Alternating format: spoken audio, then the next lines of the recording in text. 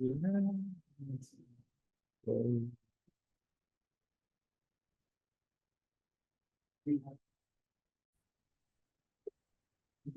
right.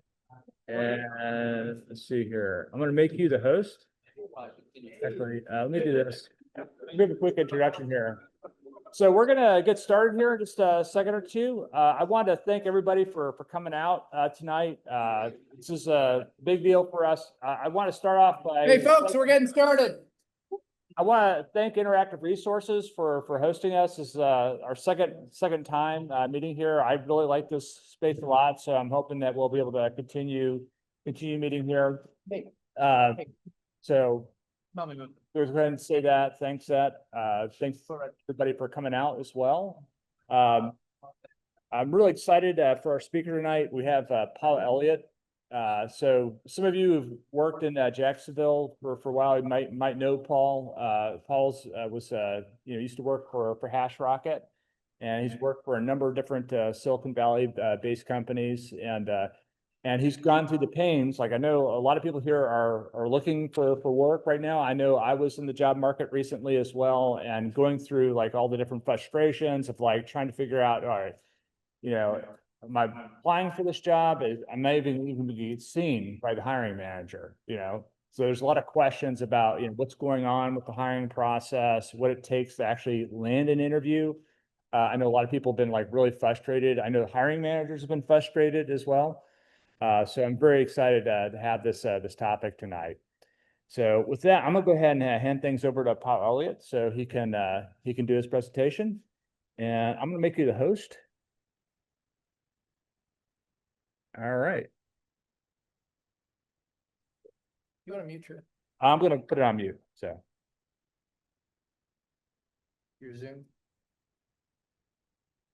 I'm hearing echo over here. There it goes. Hey, everybody, can you hear me okay? Yeah. I tried using the microphone, but it doesn't work. I think I'm louder than the mic, so we'll go this way. I'm Paul Elliott. I'm going to talk to you today about landing that software job. I assume a lot of you are software engineers. That's why you're interested in possibly getting a job in software.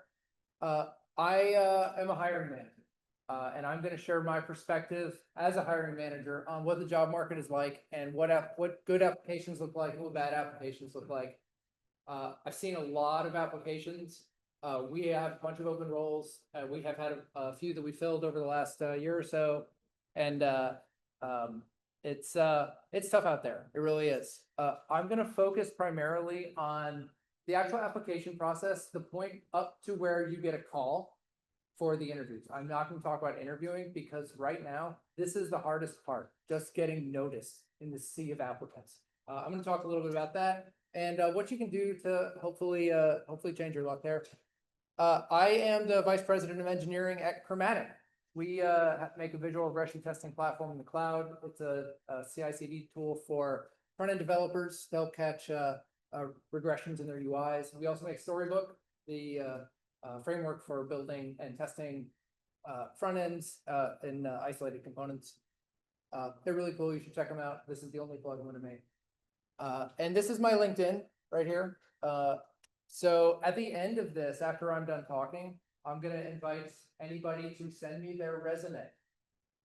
And I'm going to put it up on the screen. And I'm going to critique it in front of everyone.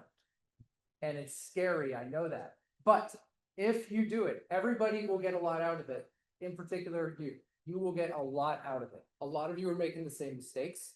And so it's really illuminating when you get to see that critique, because you'll see a lot of things in whoever's resume submits to this that you're doing the same things in yours. All right, so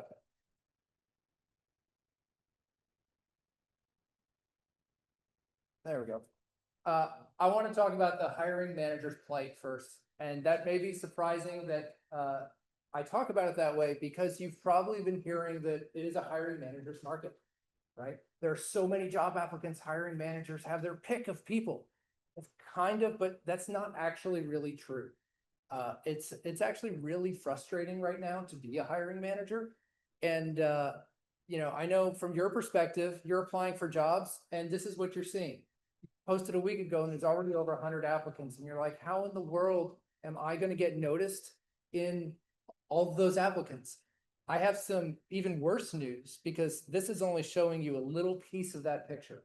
When you actually get to see behind the scenes, there's a lot more than 100 candidates. This is one of the open roles we have right now. I grabbed these screenshots earlier today. This role has been open for 2 months. We're still trying to find active candidates. We have passed on 1,570 people. We have 4 active in the pipeline, and there are 400 applications that we haven't even looked at yet. It is incredibly difficult from my perspective to find good candidates in this pipeline. Out of those that we've passed on, we've probably interviewed a total of about 30 of them. So the majority of candidates never get a call. And the thing is the ones that get a call are like real people. You know, what's the reason that we have this issue is because there's an incredibly low signal to noise ratio. So another way to say that is there is an incredible amount of noise. There's very low signal and there is a very, very large amount of noise in all those job applications. And there's a reason for that. I'm sure you've all heard of artificial intelligence. We all use it. I use it, all my teams use it. I buy all of the tools for my teams because I want them to be as productive as they can be with all the best tools. The problem is there are a whole bunch of tools right now out there. If you Google like automatic job application bot or AI job application bot, you'll find hosted services that are going to apply on your behalf. You're going to find open source tools that are going to apply on your behalf. They're going to use LLMs to fill out the applications. They're going to create cover letters for you that are a bunch of garbage, and they're going to submit on your behalf to jobs that you've never even heard of. What this does is puts a tremendous amount of trash in my bucket because those applications are not good, right? They are not tailored for the job. You as an applicant, probably not even a good fit for the role. And because I have so many applicants, I really am looking for somebody who's a perfect fit for the role. So much like Homer, who's very frustrated here, I'm frustrated too, because you know, there were a whole bunch of layoffs around the industry a year, 2 years ago, something like that. They're not doing very many layoffs now. It's kind of stabilized a little bit, but a lot of the big companies were laying people off. When those companies lay people off, the first people they lay off are the recruiters. Because if I'm firing people, I am not hiring people. And if I'm not hiring people, I don't need the recruiting staff anymore. So I let them go. Now, they're not going to let all of them go, but they'll probably let a lot of them go. So they'll be on a skeleton. When they do start reopening roles, which they usually do pretty quickly after a layoff, because they lay off more people than they anticipated, then there's no more recruiting staff to help me. So much like Homer grunting to take this trash out, I have to go through all 2,000 of those resumes. I don't have the help that I used to have, which means that I'm going to go a lot faster through this. I'm not going to give as much time to this as somebody else whose job it is to do this. I have a job and it is not reviewing 2,000 resumes. That's something I do in addition to all the other things that I have to do. So amongst all that trash, there is some signal. I am looking for the handful of real human beings that are in that big trash can. And they're there. They're really hard to find though, because there's like I said, there's so much noise. Now, you all, if you're IC is individual contributor, basically anybody who actually does real work, like not a manager, like I'm a people manager, I don't do any real work. You all are writing code, doing stuff like that. Yeah. ICs usually don't have a lot of visibility into this part of things. You might be part of the interview loop, you might conduct some interviews, but you don't really see this part of the process. So, you know, I talk to a lot of other managers. I have managers that report to me, they're all filling roles. And my circles are managers, right? So one of the things that we all agree, this is my opinion, and every manager that I've talked to shares this opinion. If you as a candidate can't be bothered to actually apply for my role and take that application seriously, I will not be bothered to review your application. And I want you to let that sink in, because a lot of these applications seem like they're going to ask you questions And they've got all these kind of hoops that you kind of need to jump through. It seems like, why are they putting up all these barriers? There's a reason those things are there. They're looking to see if you're willing to put in just a little bit of effort to try to get this role. You'd be shocked at how many people aren't willing to do that. Now, if you've been shotgun blasting your resume out everywhere or applications out everywhere using those AI tools, there's another thing from my perspective that you probably don't realize. We use an ATS, an applicant tracking system. Everyone uses an ATS. We use Ashby. This is a screenshot from that. One of the things that it does is track applicants. It's an applicant tracking system, right? So when you apply, it knows your name, it knows your phone number, knows your email address, knows your work history. And when you apply again for a different job months or years later, it remembers that you applied that other time and it's got that history in you.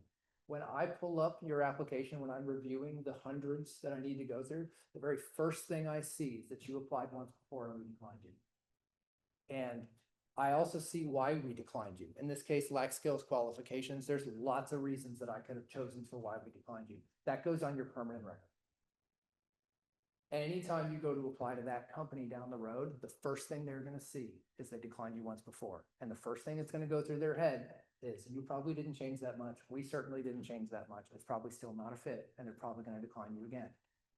And the more they decline you, the less likely you are to ever get a job. So by shotgun blasting those applications out everywhere, you are inadvertently disqualifying yourself from jobs across the world. So be very careful if you're going that route, because you're going to accidentally close a whole bunch of doors. What's up? So let's say you've done that. What are the identifiers? So is it, you change your email address, do you get a reset? No, you can't ask for it. Oh, really? Yeah, no, it's better than you at this. Yeah. People do that. And what it'll do is, in that case, I don't have a screenshot of it, but it'll basically say, sometimes it'll still match it because it'll be like, well, the name and the work history is the same. The email's a little bit different, Yeah. you know. But in other cases, it'll say, we think this is a duplicate. This is the original. This is this one. Is it the same? And I'll be like, yeah, it's the same. Are you saying that the same company can see multiple times within their company? That's right. Or companies B and C? No, it's just for my company. I have no idea if you applied to other companies, but if you applied to my company 2 months ago, like this person did, Gotcha. then yeah, I would see that. Yeah. So what I'm hearing is, the other thing that taking extra time with your application does is, even if you're denied, it gives you maybe a better track record. Potentially, yeah, Potentially. Okay. yeah. Wait, why does it give you a better track? Well, because they're gonna, so they can get very detailed with archive reasons. They could say something like, you know, put no effort into this, or submitted with AI slot, or something like that. And if it says something like that, you know, what you're basically doing, the first point of contact you have with this company is you telling them that you're sloppy and you don't really care, right? You don't want that to be their first impression of you. So there is an easier way to shotgun blast your resume out. And I want to give a shout out to the fine folks at Interactive Resources that are hosting us tonight. They're a talent agency. They place people. There are a bunch of firms like this around town. Go talk to them. If you're looking for a job, instead of using these AI tools that are going to accidentally disqualify you.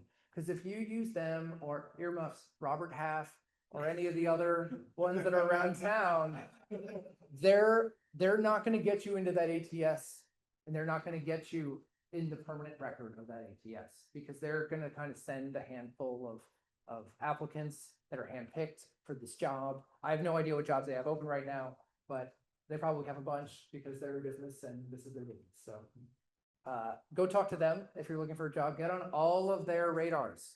Let all of them know that you're looking for a role, because I've actually been placed a couple times. In fact, the job I'm in now, I was placed by a firm like this. And this is the only job that I've ever gotten where I didn't know anyone there. They can get you through some of those hurdles too. So let's talk about your application. This is really, really important. A lot of people, Just trying to get that. do I need to do that? Yeah, I do the host. Oh, man. You don't have a person? I do, but I'm afraid it's gonna, No, Oh, you're no. good. okay, cool. All right, great. Well, now my cursor's on my. You have too much. Yeah, Oh, man. I have all of that.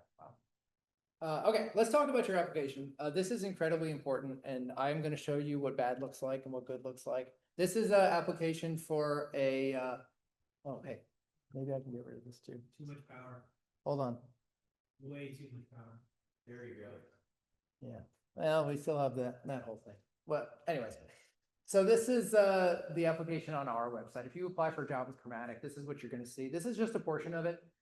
There is, we ask a bunch of other questions like, what's your name and where do you live? And what's your phone number and email and all the demographic stuff and all the things the government makes us ask about veteran status, disabled status, and all that. These are the important bits though. So you need to upload a resume. We're gonna talk about resumes in a little bit. You need to provide a LinkedIn URL. You should always start with LinkedIn. If they give you a bunch of options, the LinkedIn URL is the one you want to provide. If there are commas there, do they want you to put all for work? Maybe. You can try it. I probably wouldn't, but you can try it, sure. So you're saying the first one's most important? No, I'm saying LinkedIn is most important. We put it as the first one, but sometimes they'll have like multiple. Usually I see multiple on job, application forms. I did a lot of research before this talk. I went to a lot of job application forms. So then they're going to do one of a couple things. They're either going to ask you for a cover letter, which we're going to talk about those two, or they're going to ask you some specific questions, or they might do both, or they might do neither. Doing neither is the worst. You want them to ask some questions or offer a cover letter. In our case, in lieu of a cover letter, what we do is prompt you with some questions that we'd like you to answer, because cover letters are so open-ended and scary. We get a lot of trash in the form of cover letters. I don't want to read that. So we're teeing you up for success here with these questions. We ask two, what excites you about this opportunity, and what's your favorite tool to manage infrastructure as code and why? This is a DevOps role, which is why it says infrastructure as code. If it was a programming role, then it would say programming language. I'm going to show you some actual answers to these questions. Nice. We're going to start the first question. What excites you about this opportunity? If we can go back to the application there, in the first box, you got, the different profiles you can include. Sure. Yeah. How, like, as somebody that's hiring, how important is being able to see somebody's code on GitHub? It's like, for me, No, like, I'm not going to look at that. everything I'm proud of is on GitHub. Yeah. So So here, I'm not going to look at that. if it's there, you're not even gonna look. No. I mean, if LinkedIn is there too, or something. Yeah, the LinkedIn is something that I'm going to care about. Remember, this is a hiring manager that's looking at this, not other engineers. They won't see your app. There's a lot of hoops you have to go through before you ever get to talk to an actual engineer that might care about your GitHub. But isn't my LinkedIn my resume? To an extent, yeah. But you need both. What's the value of the LinkedIn to you? Is Very it high. you don't have We're going to talk about that. Stay tuned. So on these personal questions, like I'll write it and put it into AI and, just. I'm going to tell you exactly why you shouldn't do that Okay, in just a moment. because what's the extra hype? He's gonna tell us. Okay. So let's talk about the noise. That's what you're asking me about right now. This person said, I'm excited about the chance to work on secure, scalable, and mission-critical infrastructure in a collaborative, innovative environment where my DevOps and cloud expertise can have a tangible impact. It's an AI. So I'm asking what excites you about this opportunity? And your answer to that is, I'm a DevOps engineer and you have a DevOps role. And that is exciting. That's not a good answer to this question. Because it's not about this opportunity. You're not even excited. You're just telling me that you're a DevOps engineer that's looking for a job. I'm excited about the chance to help scale Chromatic's cloud infrastructure that powers millions of browser sessions daily. The mix of performance, reliability, and developer-focused culture perfectly aligns with my DevOps background and passion for building resilient systems. This is actually the same thing. The only thing they did differently is use my company's name. But otherwise, this is actually, I would bet money that this is AI slop because of the way it restated things from the job application. and what a DevOps engineer is, that's exactly the kind of thing ChatGPT is. What excites me about this opportunity is the chance to work on cutting edge cloud and DevOps solutions, contribute to scalable and secure architectures, and collaborate with a team that values innovation, automation, and continuous improvement. Are you seeing a theme in these answers? They're all very generic word salad and have nothing to do with what excites you about the opportunity. They're not actually even answering the question. I love this one. For the better opportunity. This is not AI. This is bad English. And so I love reading into the subtext of these. So this person has a really, really crappy job. And in their mind, our job is a little bit less crappy than their current job. And that's why they're excited about this opportunity. It's more honest. It is honest. It's more honest. It's a real answer, but it's still a bad answer. I don't want to characterize this as all the bad answers come from AI. Humans write robotic bad answers too. So All the answers to this first read, not all one sentence each. this one's 2 sentences. I've got more. I'm excited to do informatic because it's a chance to help scale a cutting edge product that empowers developers while driving automation, reliability, and performance through modern DevOps practices. So you want to do DevOps here. It's a full-time opportunity, and personally, I'm looking for a full-time opportunity where I could grow with the company and also grow a career-wise.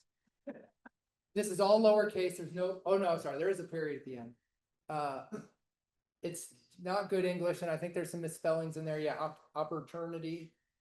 At least he was honest and upfront. So unlike these other ones where this is just like nonsense, the subtext is that they are looking for a job. This guy is like, I'm looking for a job, and you have a job, right? Now, But these are kind of short, right? What if you wrote like 5 pages? don't do that. Just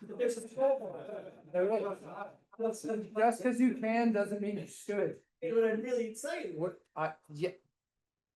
Let's talk about some good answers because there is some signal amongst all the noise. Now, those ones that I just showed you, I got about 1,900 of those. Okay. There are some great answers though. I've always enjoyed working in DevOps, automating things and just making computers do our complex repetitive tasks for us. Your product also looks interesting. I've always enjoyed slick UIs, having implemented a few myself over time and knowing how much work goes into it and how much a good framework can help, as well as being a huge proponent of open source software and contributing to various projects across the years. Lastly, you sound like good people, and I like that you're contributing to open source and your application has a little inclusive touch of asking for pronouns and even listing neo-pronouns as an example. That's a little long-winded, but you know, this is personal.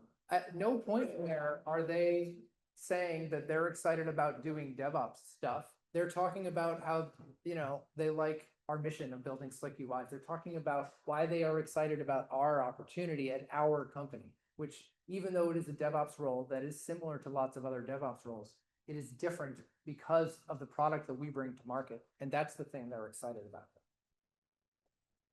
You're making the internet prettier. This is actually a good answer because this is specific to us. It's short. There's a whole bunch of subtext in here that I'm going to read into, but like it's honest and it's about the opportunity itself and not about the tasks of the role. So they understand the company. They understand company. They understand the company. Oh, the company. Yes, they understand the company. That's right. But you're saying there's a lot of subtext, like, I read the subtext into that. Yeah. well, does that mean you're going to be like trying to get more information out of them? No, not at all. I'm going to fill in all the gaps with my imagination. I'm not going to look at this for very long. You've only got a few seconds to grab my attention with these answers, which is why I said not to write a novel because I'm not going to read it. This is not the place for your dissertation. That one went outside the box. That one did. It did. So far. It absolutely did. So this person said, I've done a ton in automating visual testing of UIs and have actually written custom computer vision solutions to handle this. They're excited about this opportunity because they've built systems like this and they know exactly what we do. That is an incredibly valuable thing for me to know. That person is getting advanced. In fact, all of these people got advanced. And when I say they got advanced, that means they got to talk to the hiring manager and do hiring manager stuff. Which, if you're an IC and you're part of the interview loop, lots of people get filtered out there that you never even hear about. Your manager talks to a lot more people than you ever do. What excites me most about this opportunity is the chance to contribute to a product that's genuinely loved by its users, including my wife's team, who rely on Chromatic daily and consistently praise its impact on their workflow. It's exciting to see that level of enthusiasm, and it makes me even more motivated to be part of the team behind it. They have a personal connection. I love when I see some kind of personal connection. If the company you're applying to builds something that is important to your life in some way, tell them that, because that is going to set you apart from a lot of other people. In this case, you know, their wife uses the product. So like they'll get immediate feedback from real customers that they came on board. They're actually in the pipeline right now, first honestly, your mission statement caught my attention, but I stayed for the product. It looks super clean and it's something I not only want to use, but be part of helping to create. It's kind of a funny way to phrase that. I don't know. I smiled when I read that, and so I'd call that good. You know, if you surprise me and delight me even just a little bit, like sometimes that's all it takes to cut through the noise. I get a kick out of invisible wins when millions of things quietly just work because someone obsessed over the details. That's the kind of work I see at Chromatic. I'd love to join a team that treats performance and resilience like craft, not just requirements. Wow, that's good. They complimented us hard. And I will take that brown nosing any day of the week. Well done. I appreciate it. We asked 2 questions. I want to talk about the other question because this is a fun one. What's your favorite tool to manage infrastructure as code and why? This is the noise. And like I said, this is a DevOps role, which is why we asked that. If it was like a back-end development role, we'd say programming language. If it was a front-end role, we'd say like front-end framework, something like that. So it'd always be specific to the role when asked. My favorite tool is Terraform because it allows me to build reusable, modular, and version-controlled infrastructure across multiple clouds while integrating policy as code to enforce security and compliance consistently. So your favorite tool is Terraform because of the list of features that Terraform has. That's exciting. Okay. My favorite tool to manage infrastructure as code is Terraform because it's cloud agnostic, modular, and version control, allowing me to provision and manage complex infrastructures consistently across multiple environments with ease. That's strikingly similar to the other one. Also, your favorite tool is Terraform, the most popular thing that could be used to do this, and it's because of a list of features.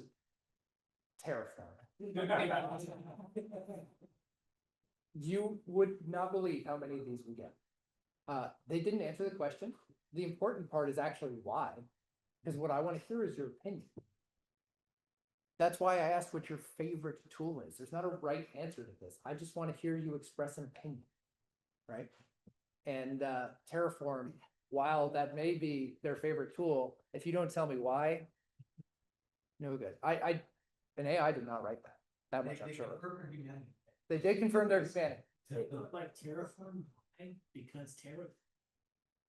That would be an interesting. I might want to talk to that person. Terraform is my favorite tool for managing infrastructure as code because it offers a declarative approach to state management, enabling reproducible and version-controlled infrastructure across multiple cloud providers. Its modular design and extensive provider ecosystem allow for scalable, reusable configurations and seamless collaboration, making it ideal for building reliable, secure infrastructure. Earlier, when I said that I wanted to tell you about the plight of the hiring, this is what it is. I have to read through 1,900 of these. Now, I'm of course not going to read every word of that because as soon as I start seeing that, I'm going to skip on to the next one that's the same. Oh my gosh. It keeps going. It just goes on and on and on. I could have screenshotted this for days, but I stopped here because I didn't think it was a good use of your time. The hiring manager did say this in Slack the other day. When all is said and done, I'm going to get a tattoo that says, my favorite tool to manage infrastructure is Terraform because of its cloud agnostic, ... I love that. Oh, I hope for his sake that we do hire someone soon so he can stop reading that sentence. Fear not, though, there's a lot of signal out there too, but not a lot. There's a little bit of signal out there. And I want to talk about that. Don't tase me, but it's AWS CDK. Why? Because I work at HashiCorp and I've watched OpenTofu eat our lunch with Stacks capability, and AWS CDK is natively integrated with CF Stacks. I'm not a DevOps engineer. I actually don't even know what they're talking about. But I love the "Don't Tase Me, Bro" reference. I love that they work for HashiCorp. Like, this person clearly understands infrastructure as code tools and has real opinions about it. Brainboard. It gives me a visual multi-cloud designer that instantly generates Terraform OpenTofu as I model the architecture. So reviews happen against both the diagram and the code. It can import existing Terraform and even pull from AWS to generate diagrams, code, and TF state, which makes onboarding easy. Built-in drift detection remediation into GitHub's workflow keeps state and reality aligned, and I can drop into HCL with code edition when needed. You were asking about answering these with support of AI, but not using AI just to answer. Is that right? Earlier, did you ask me that? No, I was Oh. saying like, you know, I write my paragraph when I was putting it in AI to like Sure. Wordsmith it a little. nicer. I think that's what this person. Yeah.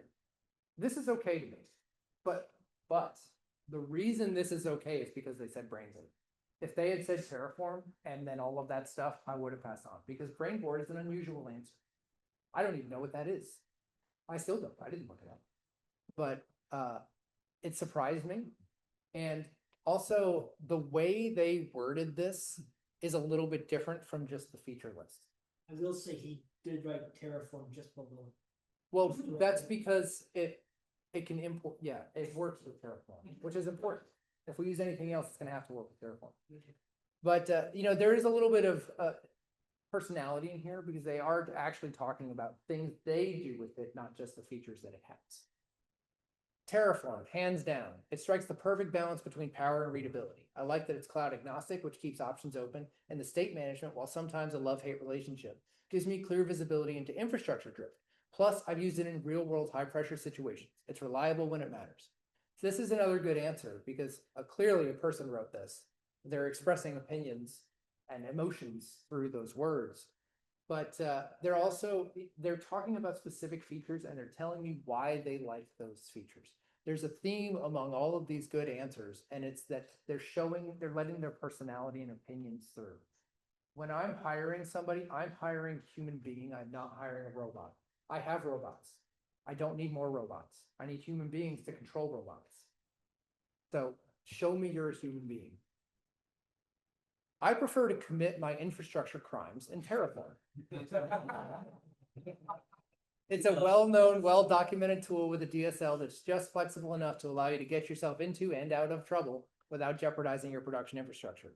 While using fully featured programming languages to construct infrastructure has its upsides, I want the systems I'm on call for to be more declarative and less dynamic. I appreciate that anytime I hit a constraint of the tool, it's written in Go, and I can take a look at the provider or core code bases to get more context on how it's intended to be used. So what this person has done is they hooked me in this first sentence by referring to it as infrastructure crimes. I am immediately interested in what else they have to say. But that was definitely AI too. I don't think that it was. The other really cool thing about the way this person answered this is at the end there, they're talking about diving into the source code for the tool they're using to understand what's going on when they see something that doesn't make sense. And that's a level of kind of autonomy and curiosity that is incredibly valuable. That's the kind of thing that I look for in a candidate. So they're telling me right out the gate in kind of a low-key way that they are that kind of person. Terraform. With a little time, you can build a whole empire. Ansible, easiest way to manage tons of servers. GitHub Actions transforms code into something what can be enjoyed by users.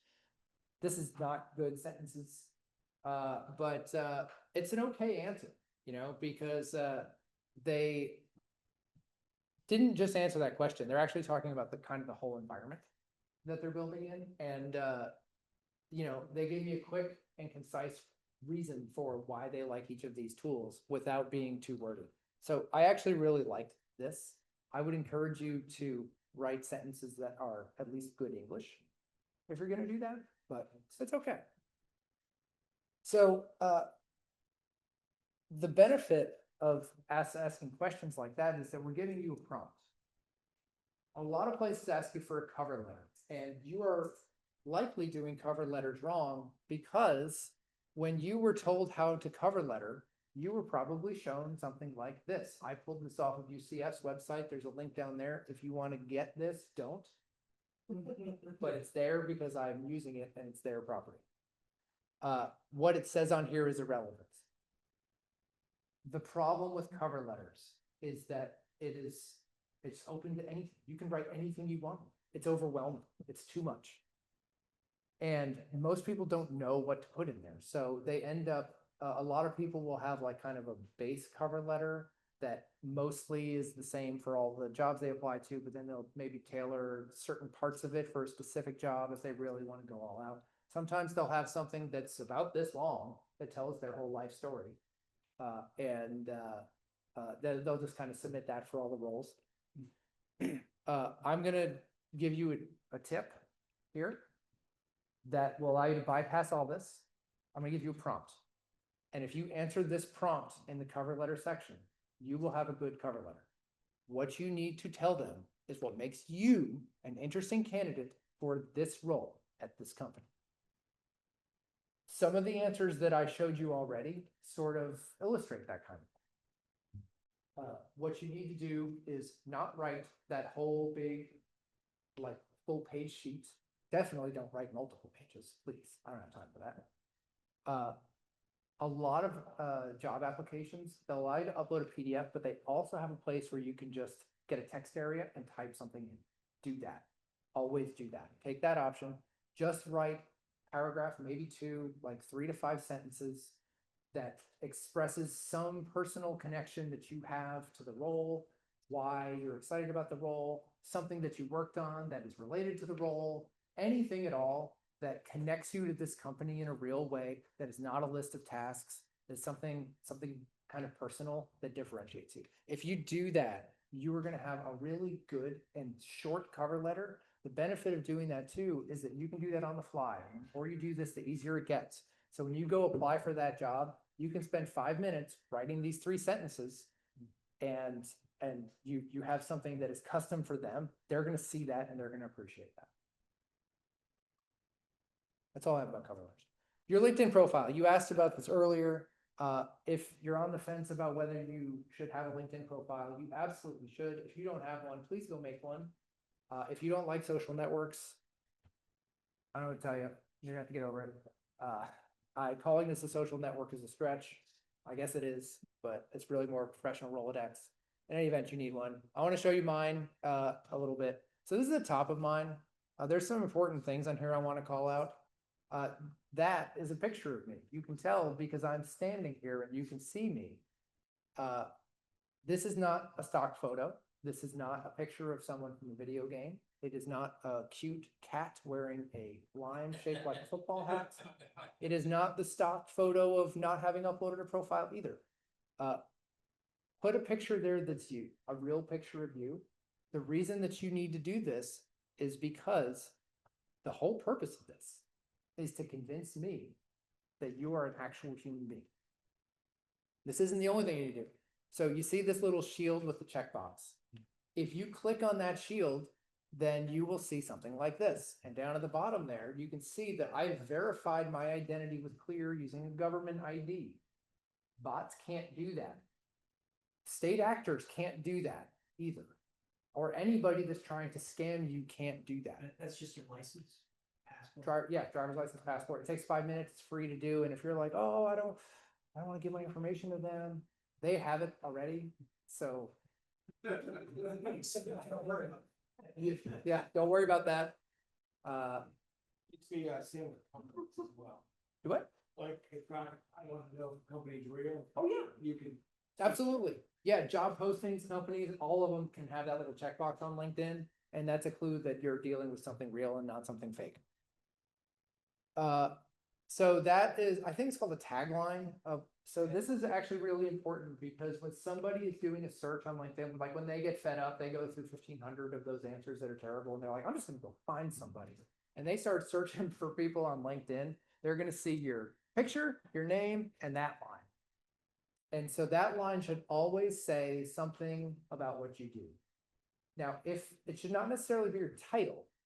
Some people have titles like associate member of technical staff for, don't write something like that.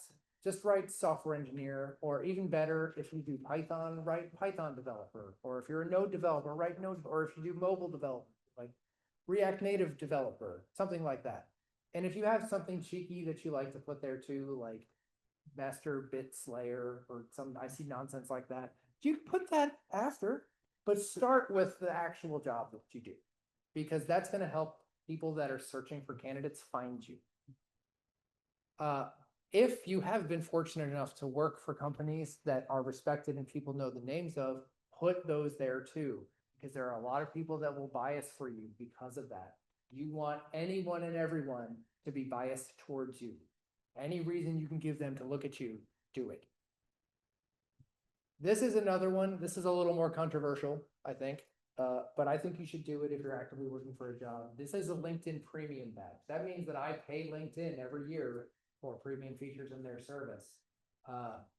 There's some benefits, I think, in how you show up in search results, but it also allows you to message people with kind of unrestricted messaging. And that's going to be important for something we're going to talk about in a minute, which is, this has not changed. This has always been the case. It's really about who you know.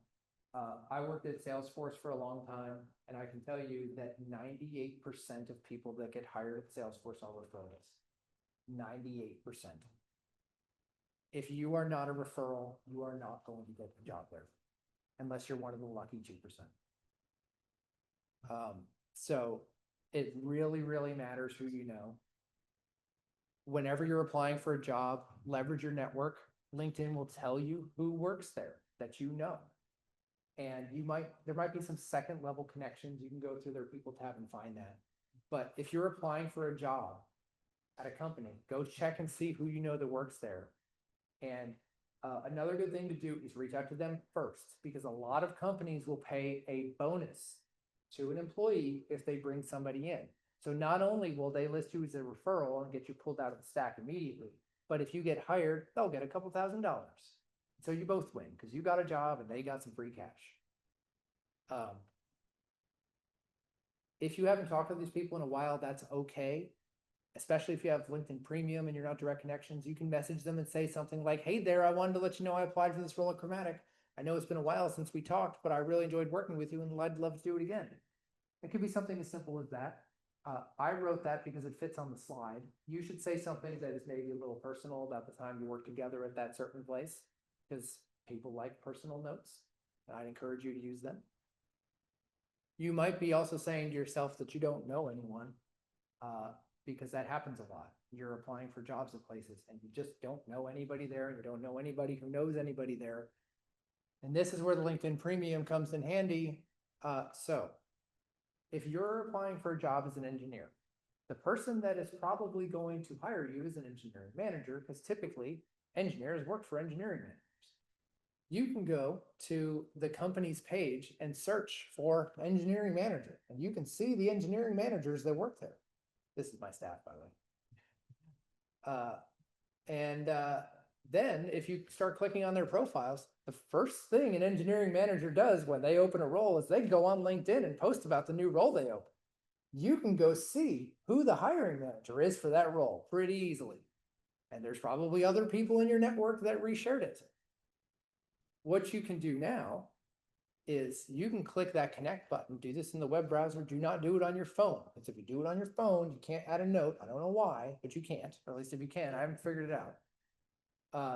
Do this, add a note. Now you're talking to a stranger. That's okay. I know you're told not to talk to strangers. You need to talk to all the strangers right now. Not creepy. It's not creepy at all. No. And you can say something as simple as this. Hey, Mark, we don't know each other yet, but I'm a great fit for your role because of this witty, interesting, and memorable anecdote. You should use an actual witty, interesting, and memorable anecdote. I wrote this because it fits on the slide. And in fact, actually, if you said that, that would be a witty, interesting, and memorable anecdote. So maybe you should just write this. I don't know. Everybody gets their job from the same. Hey, that's great. I would love it. If that worked for you, try it. I mean, the worst thing that happens is you don't get a callback. Now, I'm telling you a lot of things here.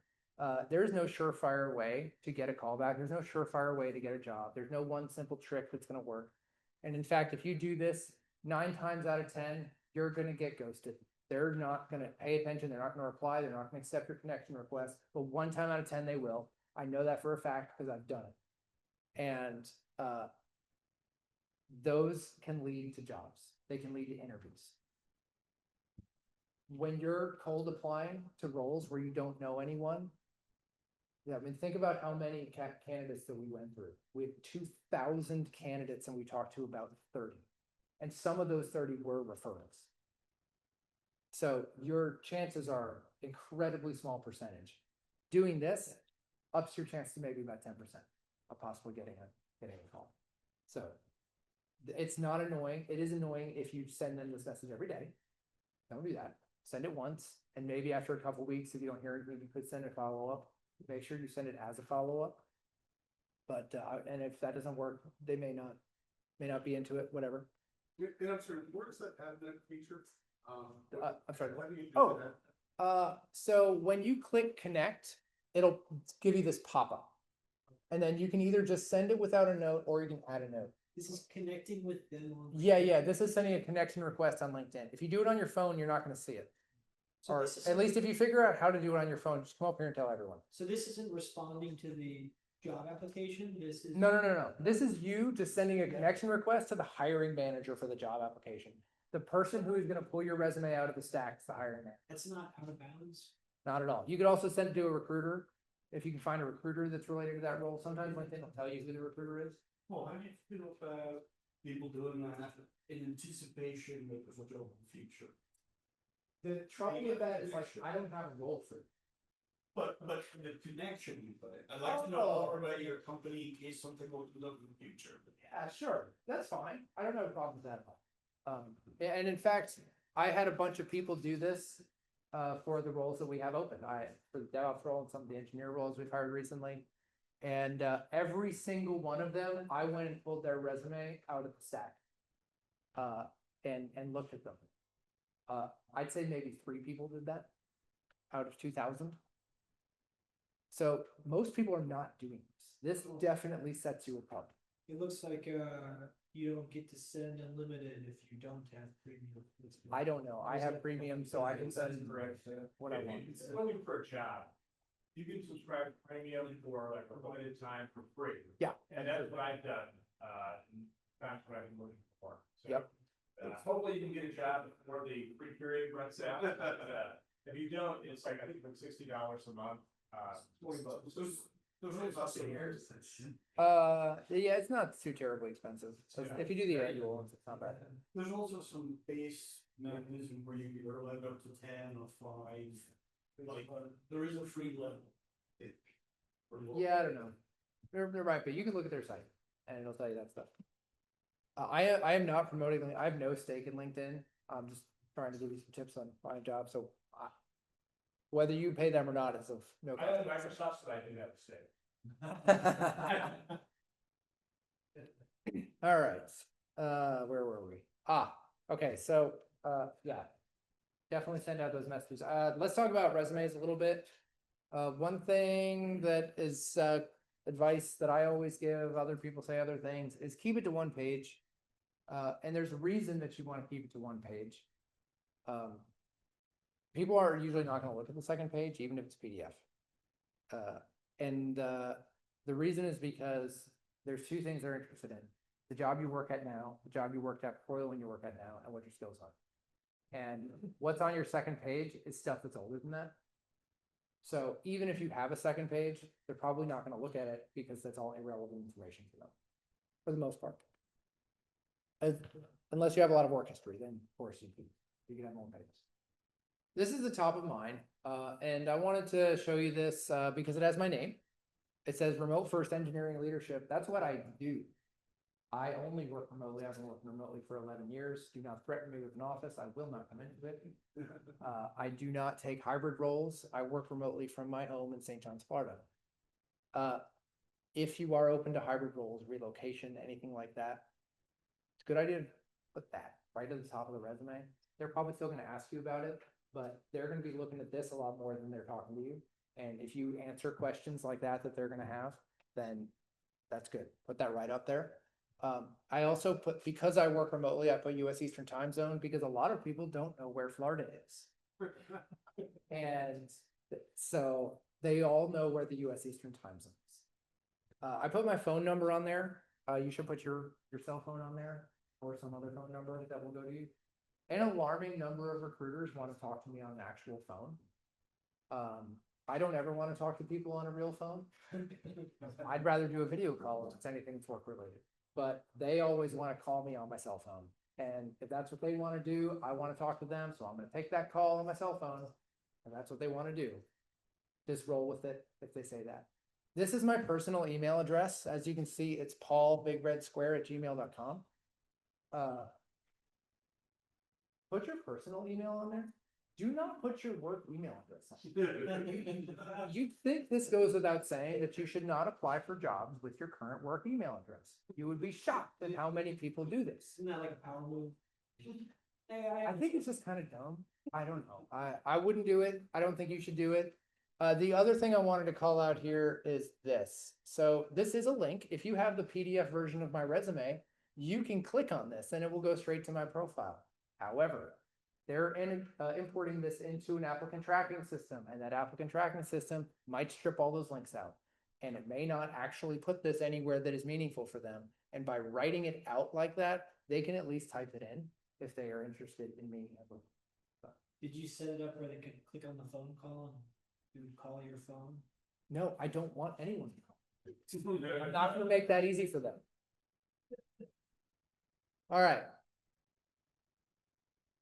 It is likely that your resume has a section at the top that says objective or summary or something like that.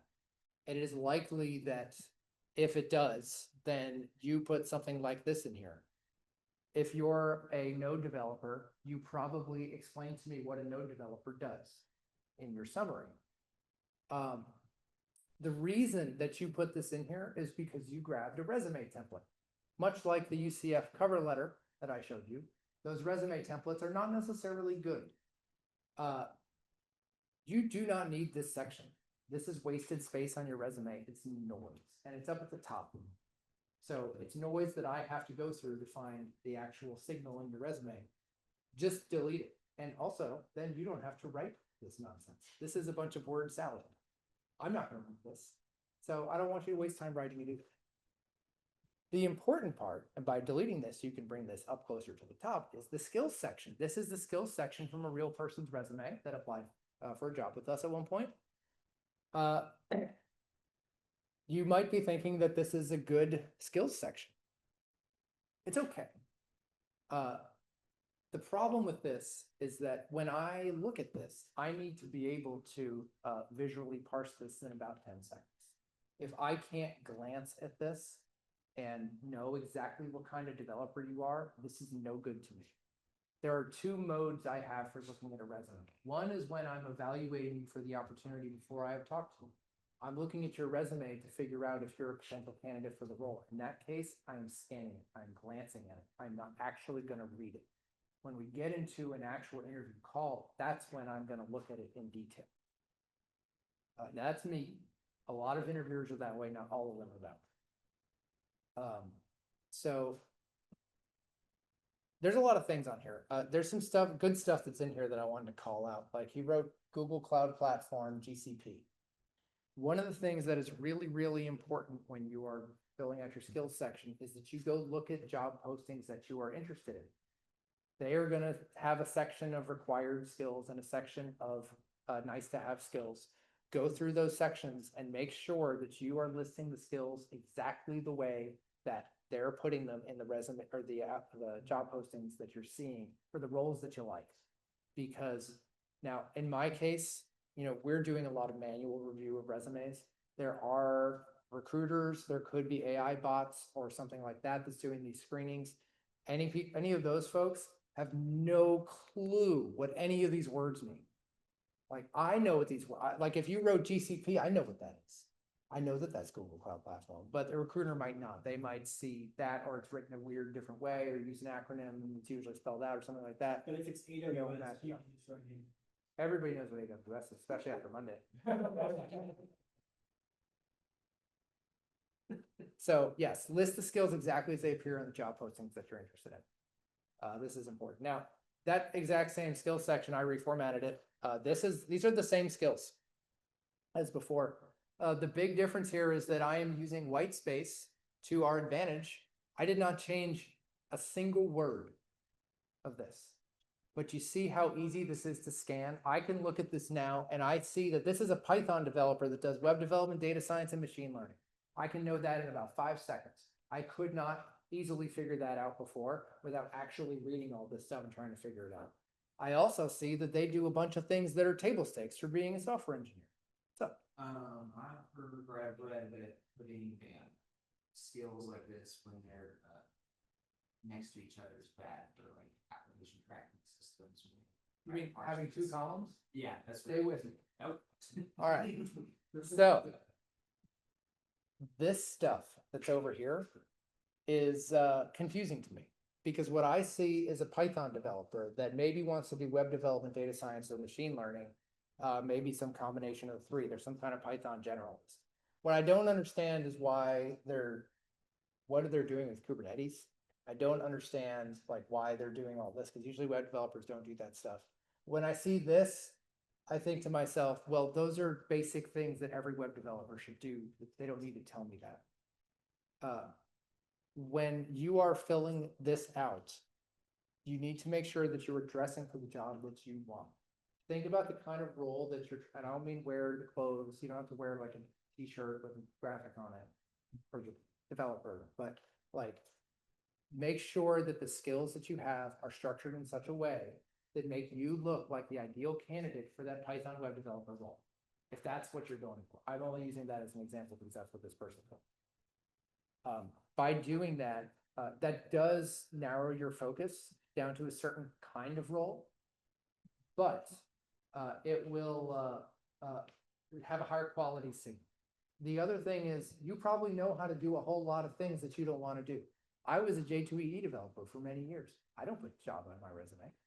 Don't threaten me with a Java job. I'm not. I have no desire for that. Again, I know nothing against Java. I don't like it. I don't want to do it. So like if you have stuff like that, and I'm sure you do because we all know things, don't put anything you can spell on there. Only put the things on there that are actually relevant to the job that you want. Less is more. So going back to that one, this entire side is trash as far as I'm concerned. You should just delete this. Code review, if you can't do code, how have you been working in this industry if you can't do code review? Git, like I assume that you know, you don't need to put this, you don't put Microsoft Office on there either. Like I assume that you know how to use a PC. So I've heard things like, if it's, because some of these basic things are listed on the job list. And I've heard that if you don't kind of mimic the skills listed on the job listing, that you'll get weeded out by whatever AI is doing things. So like, if these basic things are listed on the job listing, do I include them or not? So now that's a great question. If you're applying for a specific job and they have that stuff on there, then, you know, I think it's not going to hurt to put it on there. Part of it also depends on how many, like how much stuff you've got. Like this guy has a lot of things over there for the data science and machine learning. That left side even is actually a pretty long list of stuff. Yeah. What I see a lot of times is resumes that have a block that's this big of skills, and I'm like, there's no way a human being knows enough about all of those things. Anything that you put on here also is fair game for me to ask you about in an interview. So if you cannot intelligently discuss it, like if you don't actually know how to use Bitbucket, don't put it on there because I might ask you about integrating Bitbucket with something. You're gonna be like, okay. Do you feel that it's best to leave it at the list or put some kind of context like novice, beginner, expert? No, don't. With quantifying it. Now, if you talk to some of the agencies, they will ask you, let's say how many years of experience you have with this, that, or the other thing. If they ask you that, certainly fill it out as best you can. I've always kind of found that to be nonsense. It's really hard to answer a lot of those questions. But I would encourage you to just think hard about the stuff that you're putting on there. Like in this case, these things over here are not really skills. So there are situations where it'll say like, these are the responsibilities of the role. And they'll talk about like things that you're going to do, but they're not actual technologies. You don't need to put that on there. They're not matching on those keywords because they're not keywords, right? Now, The other thing you're making room for is this. This is somebody's work history. They worked as a lead web developer for this amount of time at this company, and then they proceeded to have a bunch of bullet points that explain what a web developer does. I know what a web developer does. I have web developers that work for me. In fact, I opened a role for a web developer. I wrote a JD for a web developer. I can write better than this person what a web developer does, because I did, and I had to publish it. This is not a good way to communicate what you did when you work at a place.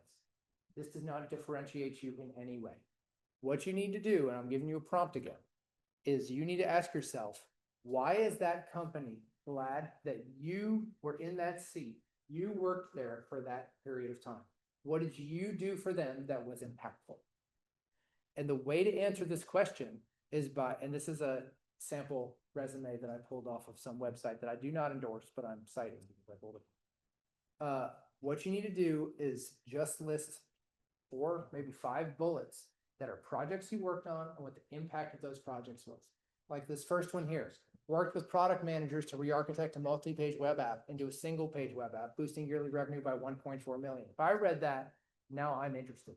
You know why? Because we have a single page web app. And I want to know what in the world they did to get $1.4 million by moving to a single page application.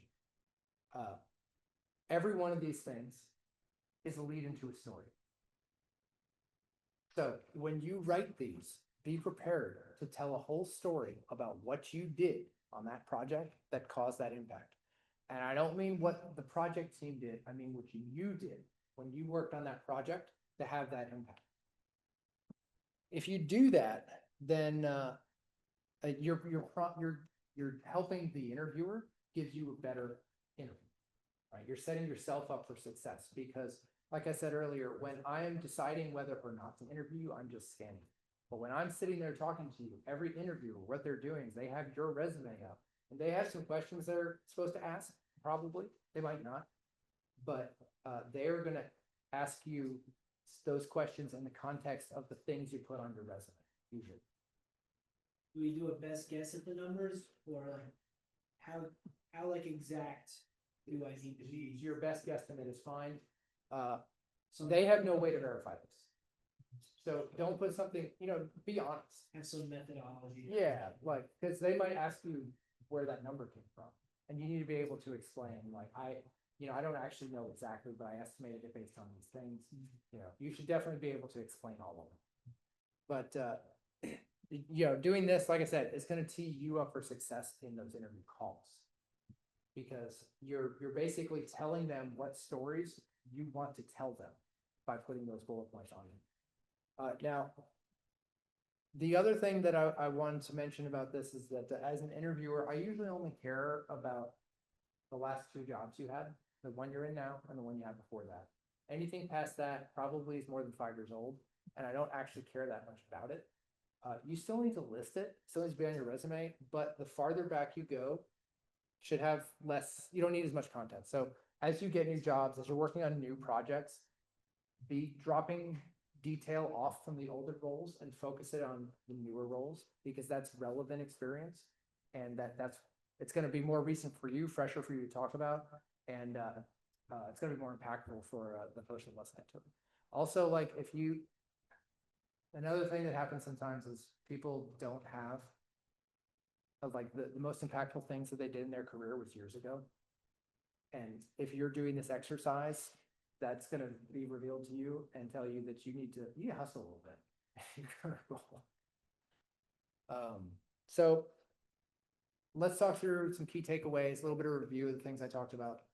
Be yourself, show your personality. I know for a long time, a lot of the guidance was, be professional, which is basically like put on a mask.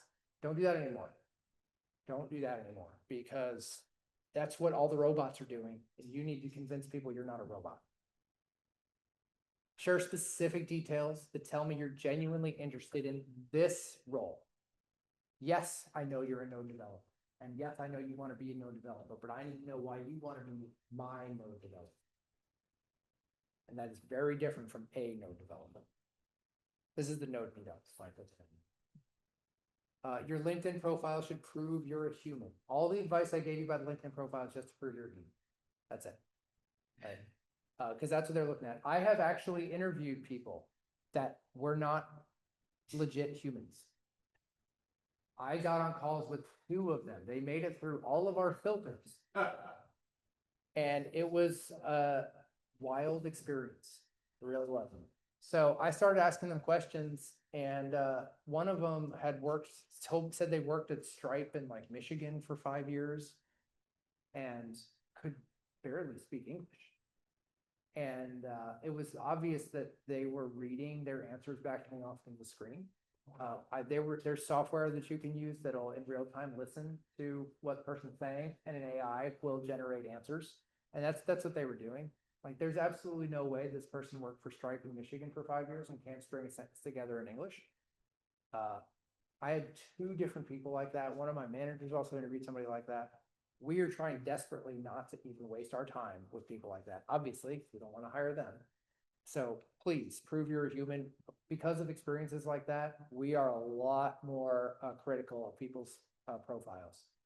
If I so much as think that you might be a bot or a state actor or who knows what, somebody trying to scam me, I'm going to pass because I've got 1,500 more applicants to go through. Your resume should be scannable in 10 to 15 seconds. The important part is getting that initial call. And then, the rest of it, of course, like telling stories and focusing on the bits that you're proud of and the impact that you had is important too. Focus on impact, not tasks. Do not tell me what that job is. I know what the job is. Tell me why you were impactful in that role for that company. The theme here is all of this is telling personal stories. It's so easy for people to just kind of write very generic stuff on their resumes and their applications. That's what most people do. You can easily differentiate yourself by just telling personal stories. Prompt the interview with your line items. Remember, every single one of those is a lead into a story you're going to tell them. So make sure that you're prepared to talk at length about anything you put on there. And then be succinct.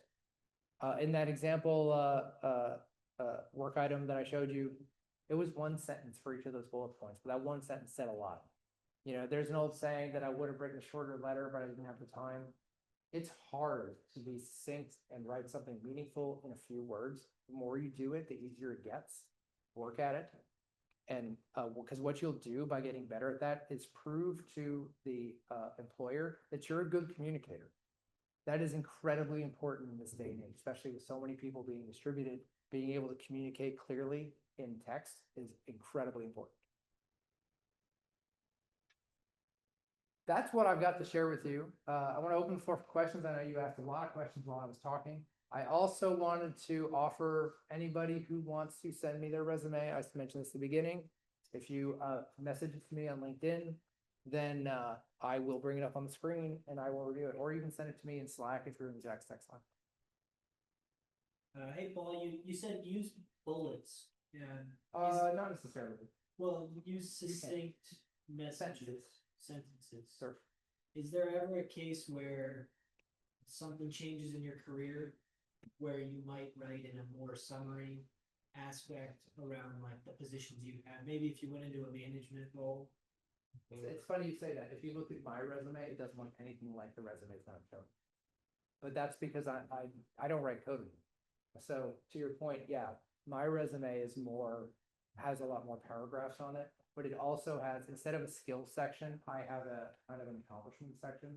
So it's like little, just a few words that is summarizing the impact that I had in various roles and ties back to paragraphs in mine. So that's more when you're not an IC? Correct.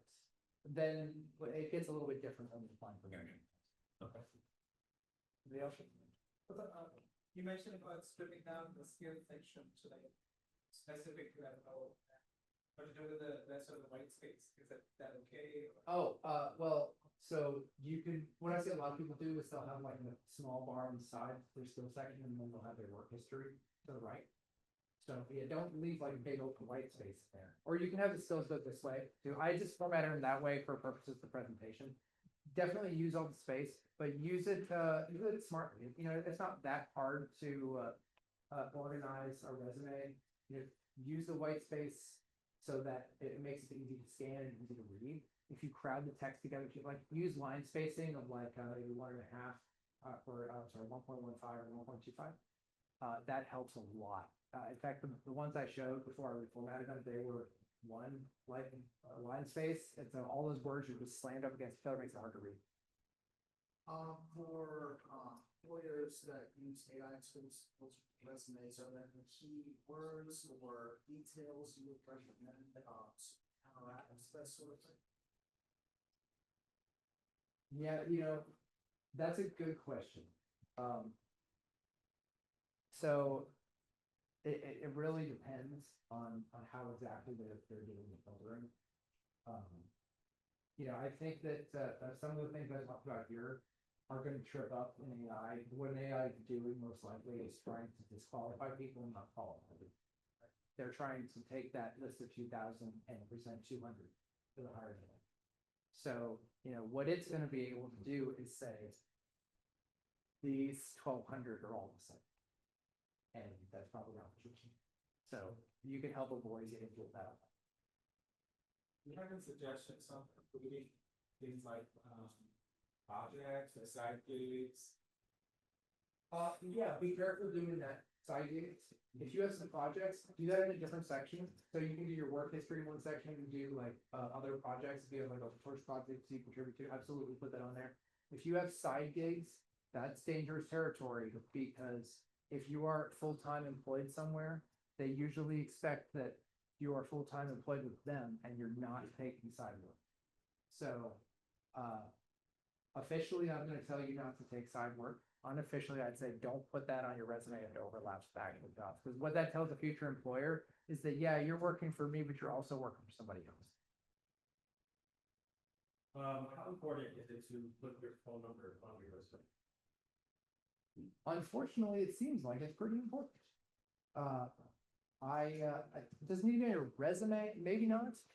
They're going to ask for it on job applications. You definitely need to provide it. I put it on my resume because, you know, it's something they ask for. Sometimes if I don't, then they ask me for it. So it's just easier to have it on there. And I'm sorry, if we wanted to send our resume, via message, there's no attachment feature, like when we needs to be. In LinkedIn? After you connect with them. Yeah, I guess after you connect. Yeah, you can send me a connection request. Yeah, I just. Do you want to be your friend, Paul? Just out of curiosity, when do you're on the JaxNode Slack? Oh, you can send it to me that way too. All right. I don't, so it's already 8 o'clock. I don't know how late we're allowed to stay here. Let's resources. How much time do we have left? Okay. Okay. Let me, give me one moment here. You can keep asking questions and I can keep talking, but I'm gonna pull up a resume while we're. Wait, I'm a Yep. product manager, product owner. But I've also been like a senior business analyst and a scrum master. And a lot of times my role is kind of, I did like at some companies, I might wear 3 hats. Should I include those other, like you were saying, like more detail, because it could have more roles? So you're saying that the tasks you do are more varied than what your title says? Yeah, so that's where I would still say just name the projects you worked on. And when you get a chance to talk about those things, that's where you can start telling stories about, like, I actually wear a lot of hats in these roles. And here, this was the contribution I had here, and it was actually multifaceted because I did this and I also did this. Don't send me a doc file. I only accept PDFs. I was not that's emotion that's self-inflicted. I was thankfully, you know, that kind of like being a people leader, like I see. Is there a way to kind of present that? Doesn't so demeaning to myself, I guess. How is that demeaning to you? That's a good question. I just feel like I need to explain a bit more. Maybe myself. I don't think so. I've had lots of, I shouldn't say lots. I've had a handful of managers that Like they started as ICs, they went into management, they didn't like it, they went back to being ICs. There's absolutely nothing wrong with that. And in fact, if I'm hiring an engineer and you've had that trajectory, that's actually a good thing. That's a lot of self-awareness, that you're not just trying to climb the ladder, you're trying to find a job that's a good fit for you. And it also means that you have some insight into what managers are doing. That tells me that you're probably gonna make my life a little bit easier. One last question, John, Federer had questions. He wanted to know if you have any recommendations post-interview, follow-up emails, such things to keep you on the forefront of everyone, and what's the template? Yeah, sure. If you have an interview, by all means, send an email to somebody there. Thanks, I had a great time talking to you. I really appreciated that you asked me about XYZ. You know, say something personal. One email doing that. Don't send a whole bunch of follow-up emails. What if it's been like a week? So these hiring process could be pretty drawn out sometimes. They're probably talking to a whole bunch of candidates, and if they didn't tell you no, then you're probably in a stage waiting for scheduling. Just one thing, you know. Yeah. I mean, if you've had some calls, like more than just the first call, then they're kind of invested in you and they should give you some information. If a couple weeks go by, it's totally fine to email the recruiting coordinator, which might be a person who has that job, or it might be the hiring manager or somebody else. Email them and be like, hey, it's been a few weeks. I was just wondering, you know, am I still in process? Do you have any feedback for me? That's always a good thing to ask too. It's totally fine to ask for that, by the way. Ask for feedback. In fact, sometimes at the end of every call, I ask candidates if they have any questions for me. And every once in a while, they'll be like, how did I do today? And I'll be like, that is bold, because I'm going to tell you exactly how you did because you asked. Is that a question, that's appropriate in that moment? Is it it depends on the interviewer. Yeah. I will answer it because I will answer any question you ask me at any time. Not everybody's like that. So you're rolling the dice for sure. Read the room, I would You say. get feedback. Yeah, Feedback that's is good. key. Yeah, I mean, honestly, if they're not willing to answer that question in any way and they hold it against you that you asked it, you probably don't want that job. So, all right. This is Hugo's resume. This was the one at the top of my list of resumes that I got here. That is a PDF. If you sent me a doc file, I'm not going to open it. I don't know how to open it. If I send you a Figma. I don't know how to open that either. No, a PDFs only. Also, for everybody in this room, you can send me your resume at any time in the future, and I will review it privately, and I will send you back a bunch of notes. So, front-end engineer, web developer, UI, UX designer. You've got all the relevant bits on there. You've got your LinkedIn. Summary. This is the section I told you to delete.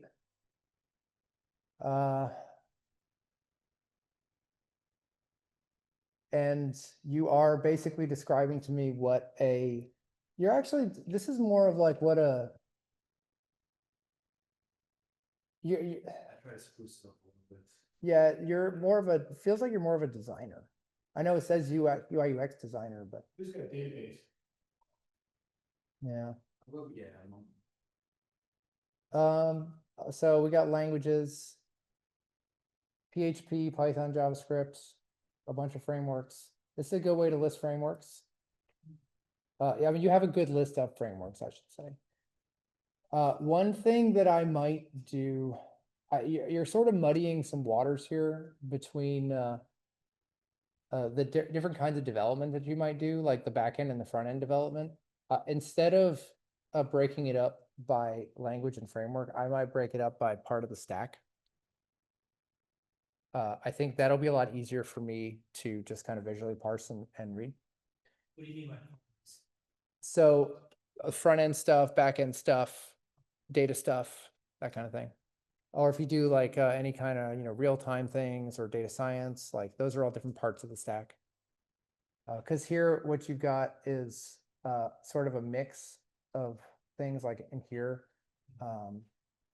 This is, I kind of don't really know exactly what job you want from this. Like I was saying before, focus the resume on a kind of job. Like Have you, who sent this? That's me. Oh. Have you seen a job posting that this matches? No, this is a general one. I typically just when I go back and edit and see a job post. Okay. This is kind of like. Yeah. Base. I gotcha.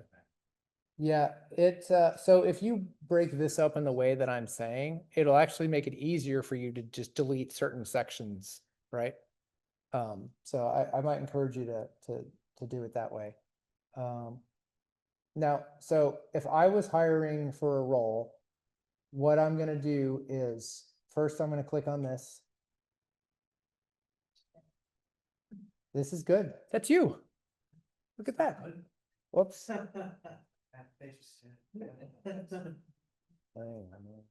open to work, I wonder why. And so you've got the badge, that's good. You got your picture. So there's another thing that I didn't mention about resumes. One of the things that I look at, I go down here and look at experience. And one of the things that I'm looking for is how long you worked at each job. This is not something you can do anything about, but if you jump jobs frequently, like if you spend 6 to 12 months at places and then you move on, that is a big red flag. I'm looking for people that are going to stick around for a while. If you were a contractor and your contract ended, that's okay. Make sure you say that you were a contractor.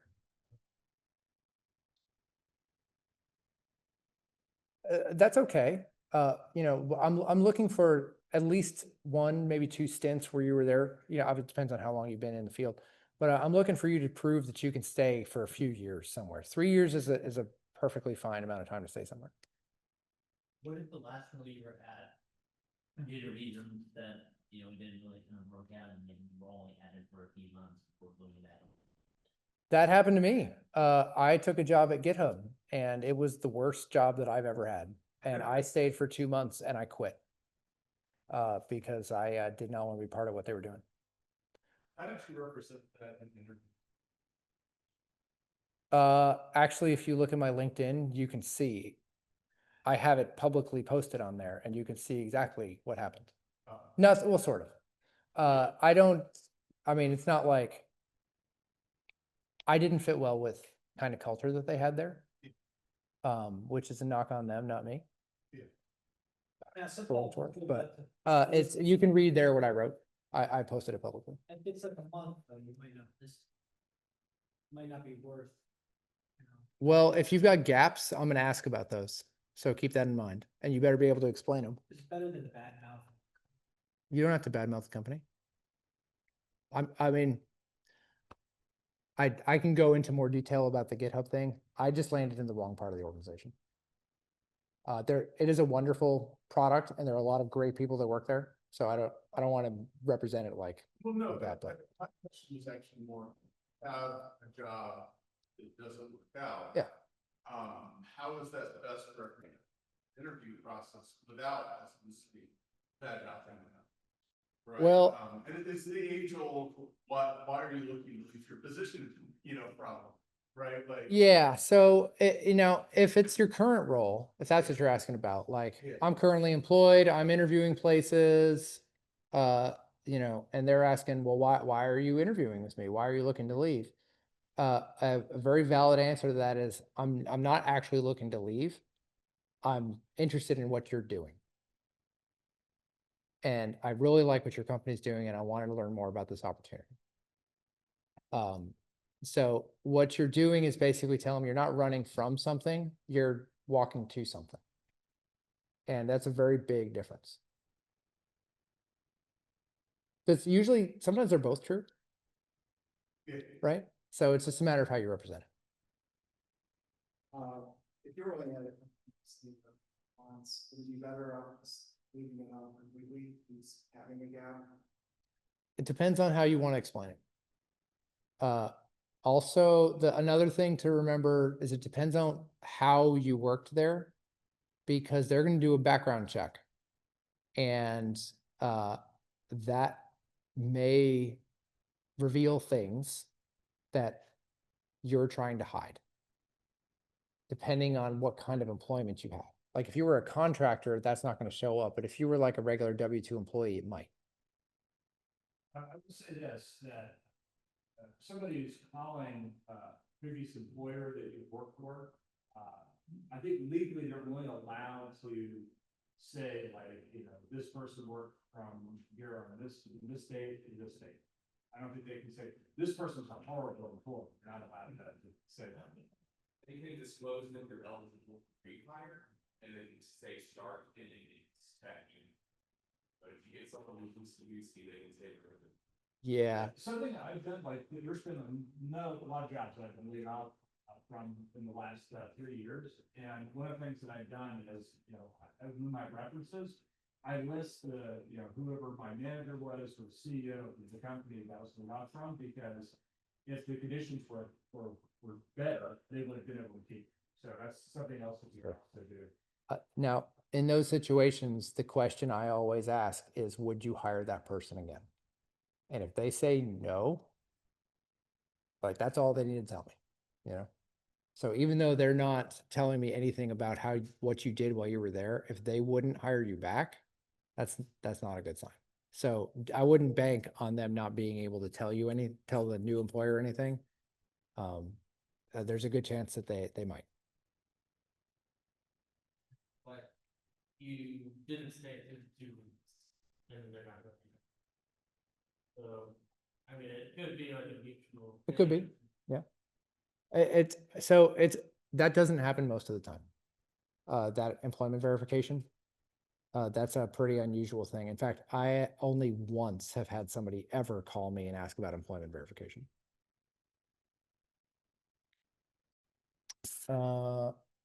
Right, so we were talking about this. I was talking about a resume here. Uh-oh, I browsed away from it. If you click that green arrow in the center, that's the down arrow on the left, yeah, click that. Oh, that's handy. I did not know that about Zoom. Learn something new every day if you're not careful. All right. We were looking at professional experience. So you're doing the thing that I said not to do. You're telling me what a web developer does. So this is a good amount of content. But what I would replace that with is some specific custom, especially if you were doing freelance development, you probably have some project references that you can and say like, I did this project for these people and it's valuable to them for this reason, you know, and here's a link to the project that I did. You might have that somewhere else because a lot of times I know people will put. No, the freelance stuff, a lot of them post on recently, so I have a chance to put it on there. Okay. Let's see. So you work for car dealerships. Adding that's applying for car dealerships. Yeah. So, you know, part of the problem with phrasing things like this is you're telling me what you did. You're telling me what your tasks were, but it makes it hard for me to ask you questions. I'm not really sure what to ask as an interviewer. I am looking for you to prompt me. It makes my life really easy when you prompt me. And so, you know, I might ask you a very kind of generic question about this. Like if I was interviewing you, I'd probably, well, yeah, I would probably not go much farther than this. I'd be looking at this. I'd be like, you only did this for 2 months. Why were you only there for 2 months? It's gonna be my first question. You don't have to answer that in front of the group if you don't want, but, and then I'm gonna get into this stuff and I'm probably not gonna go much farther than this, right? So I'm gonna ask you like tell me about these car dealerships. I'm gonna ask a very generic open-ended question. Tell me about these car dealership websites. What was the challenge that you faced in building those? For this role, I was specifically kind of working as more kind of graphic design, but as well as like also kind of doing a little bit of like we used to make these sort of like one page sort of like splash pages for whenever dealerships and motion that sort of thing. So one of the big problems core is trying to find like honestly trying to get the right image of the cars and trying to match it with like a background they would like and as far as like the graphic side of it, when it comes to just creating a web page, it was just, a lot of it was just information we already had. So for me, the tough part was actually making the graphic and was making the graphics, just because that was a challenge. It was just something that was a little bit outside my, of the scope of. Okay. Which was something I was part of the job. So the hard part was matching up a background. Is that what you said with a car image? Well, that making it look good. essentially. Yeah. There was some people in our, well, the person I was live, I referred to somebody who was a graphic artist on the fence. Yeah, it's So what's happened in this exchange is that you've given up control of this conversation to me because you let me make the first move in the interview, right? Because you didn't tee me up with a good question to ask. So I'm going to ask something generic and then that's going to catch you a little bit off guard, most likely. This is what because I interview lots of people and everybody does this. And if I'm nice, then I am going to be careful and guide you back and keep you on the rails so you can have a good interview. If I am not nice, then I'm going to continue pushing you and cause you to be even more uncomfortable and ask you more pointed questions. And it could be somewhere in between, and they might not be doing either of these things intentionally, but that's one of the things that often leads to interviews going off the rails and you walking away being like, I really messed that up. And it all started because they kind of had control of the interview from the beginning, right? Because you didn't tee them up. Now, if that third page had a really funny line, it doesn't. It's more out of brush. It's the worst of it all. but if he had something there, like one-page resume. Don't put that on your resume. Here? Don't put the year you graduated. Just put what the degree was and where you got it. And the reason is because people reviewing resumes will subconsciously do the math and figure out how old you are. And they may discriminate for or against you because of that. Now, what about an expected graduation? Oh, that's a totally different thing. Yes, that you can put. Because anybody who's interviewing you is like, when can I actually have you full time? They need to know that. And in fact, you're much better off to put that than say that you're a junior, because there's a lot of ambiguity of when you're actually going to finish school. That's the only thing I care about as an employer. I don't care how far along you are. I just want to know when I can have you full time. How would you summarize this resume into a single page resume? Second, the Gmail or the personal, it's like phone number, last mentioned, personal Gmail or the email. Yeah, there's his email right there. So let's say I have 2-3 emails and I sign up to events like this and I get bombarded with other emails as well. How do I discriminate or differentiate the job applications or the other people organized? That's what we are. Whether it sounds like it's better emails to the recruiters. Oh, this looks like professional email. Oh, yeah. I mean, so Gmails are free. You can make as many as you want.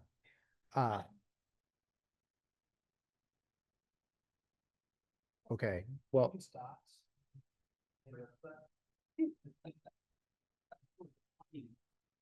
so this is a perfectly fine email. This is the kind of thing that I expect to see. So of your 4 Gmails, then at least maybe make one of them be like your name and some numbers. And yeah, my email's got some numbers on the back because I was not the first person ever to sign up for Gmail. Everybody has numbers on their Gmail. Yeah. So you asked also, how would I summarize this? Well, for one thing, so we're going to get rid of the summary section. We're going to condense this a little bit too. I would maybe bring these a little bit closer together, maybe reformat this a little bit, see if you can make it 2 lines, maybe remove some of that. You could replace these, like actually what I did on my resume is I have the icon instead of the name, because I know what GitHub is. The icon is a little bit more visual, so you could even condense that if you could just do the GitHub icon and then your handle. That's fine. You could even do the same thing with LinkedIn if you wanted to. I know I said to put the entire URL, but like if you just put your handle, I know how to translate that into a thing. Are you less likely to actually go there? Well, If it's not a link? so the PDF that you're distributing, it should definitely be a link. You can still make it a link, even if it's just the words. It doesn't have to be written out. Like resume versus a resume with color and often visual. You don't need colors. If you want to use like a resume template, that's fine. But yeah, if there's colors on it, that's fine. If you put, sometimes it can be overwhelming. Remember, I just need to be able to scan it. Sometimes the colors can help with that. If they're done professionally, done well. It's really easy to mess that up though. So I would say if you're not really comfortable with that, just stick to black and white like this. But as a UX designer, I actually kind of expect you to have, This is quite ATS friendly resume. Okay. The other one has, it's a little bit more, it's a little more graphic up and stuff. so you sent me the wrong resume. Well, this one's a little bit more recent. The one that I had before was not, so. Okay. So, yeah, so we'll get rid of that. We're gonna clean this up a little bit. And then this professional experience is gonna come up. So by removing this section here and tightening these up a little bit, what you're gonna get is this one and this one above the fold onto the first page.